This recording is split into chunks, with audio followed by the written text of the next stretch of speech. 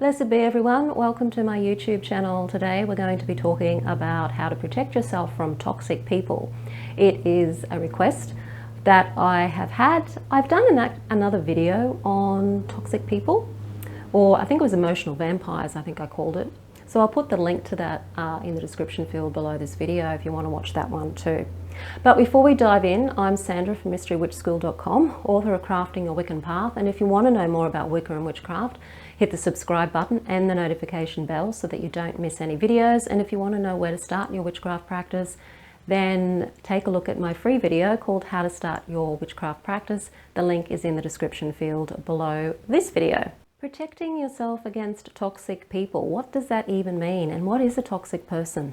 We humans are a social species, so we need each other. We like to be with other people. Some of us don't, but a lot of us prefer to have at least some time socializing with other people. And it would be wonderful if all of that was very positive and very helpful to everybody involved. But unfortunately, we live in a very complex world. We live in a very troubled community, very troubled culture. And so a lot of people develop these behaviors that can be very annoying and very damaging to other people.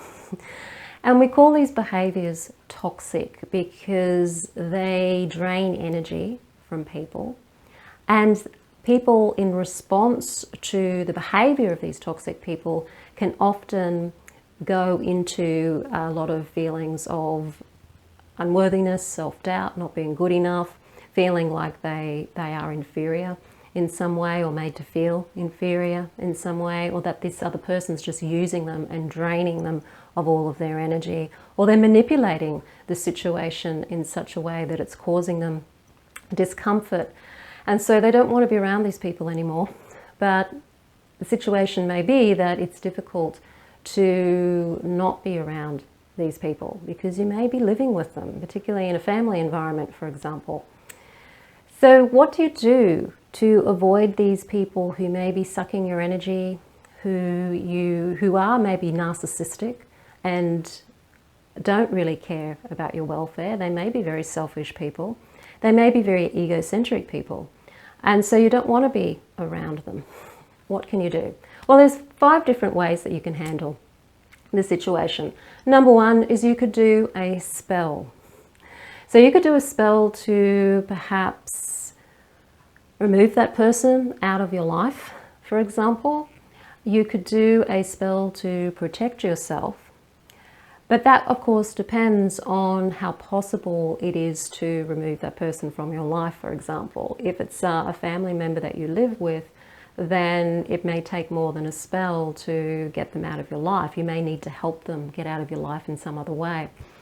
But a spell could be a way of bringing up an opportunity or a situation that that person can take to then leave you alone. So it might be that they get an offer to travel somewhere, or they get an offer to live somewhere else, or something like that. So you could think of what would you like that person, where would you like that person to go, and to do a spell to be able to influence them in that direction. So without harming them, you're just trying to move them out of your life in a way that benefits you and doesn't harm them in the process. So a spell is a way that you could do that.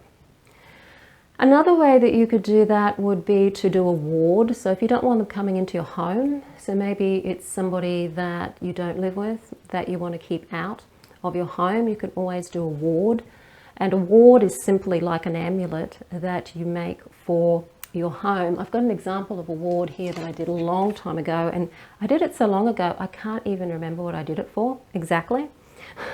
But it's a combination of a sigil, some runic writing in 3 circles. I like to do 3 circles for protection, so it's basically a protection. And what I've got in here is a sigil. And the sigil, I've got a video on how to create sigils, so have a look at that if you want to know more about how to create sigils. I put the sigil representing myself and the others in the home that I wanted to protect. And then I did a circle around that. Then around this circle here, I did some pentagrams, a symbol of the protection, and also some dollar signs. So there must have been money involved somewhere with this board as well. Maybe it's protecting money in the home or something. I don't know, I can't remember why I would do that, to be honest, but obviously I felt a need, or to protect the money of the people who lived in the home, probably. And on the outer circle, in the thinner area here, I've actually got written in runes, safety and protection. So it's probably protecting us against thieves or something like that. But you can use this to ward your home, or something like this, to ward your home against a toxic person or people that have the characteristics that you feel are toxic to you. So you may not want a certain relative maybe to come around and visit, or if they do, you might want to soften the energy, something like that. Another thing you can do is an amulet. So if you have an item of jewelry that you wear, particularly if it's a crystal of some sort, maybe an amethyst crystal, or it could be even just a clear quartz crystal. You could use obsidian. I tend to go for obsidian because I resonate well with obsidian, but some people don't resonate well with obsidian because it does have a tendency to be able to take you down into your inner world, and some people may not like that. So maybe amethyst is a good place to start if you're looking for working with crystals, or malachite.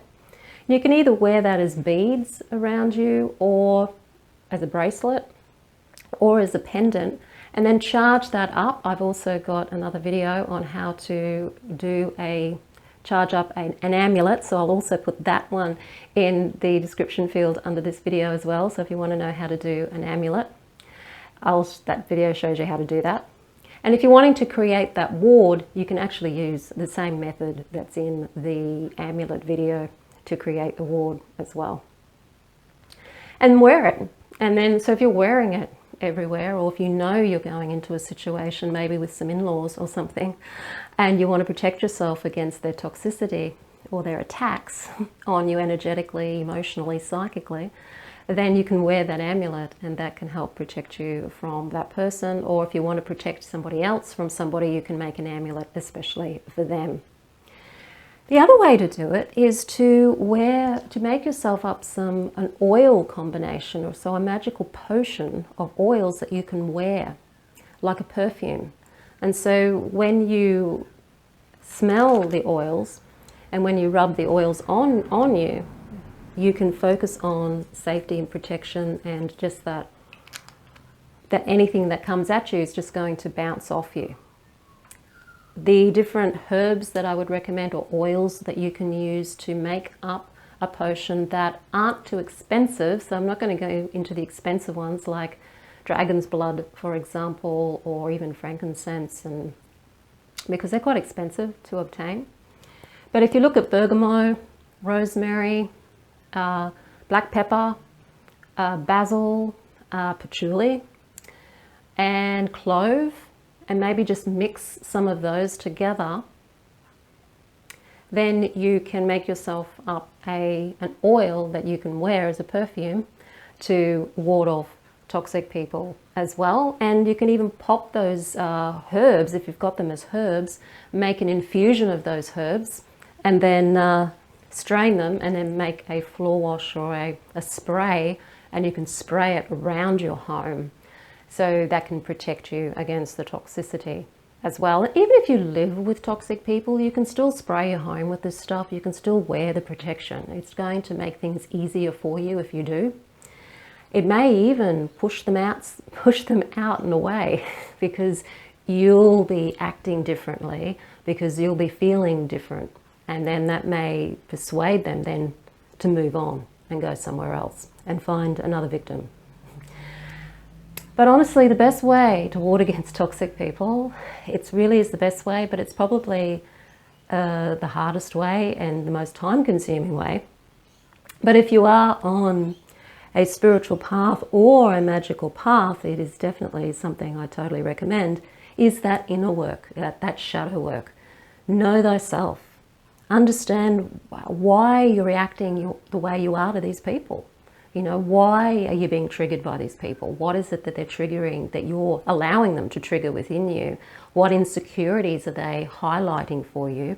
And what shadow characteristics may they be actually mirroring back to you that you could go and have a look at within yourself, take the gift in that, and totally use that energy then to more empower you and become more of who you are, a more confident person, someone who's more trusting of yourself, somebody who can stand in their power and say no to somebody.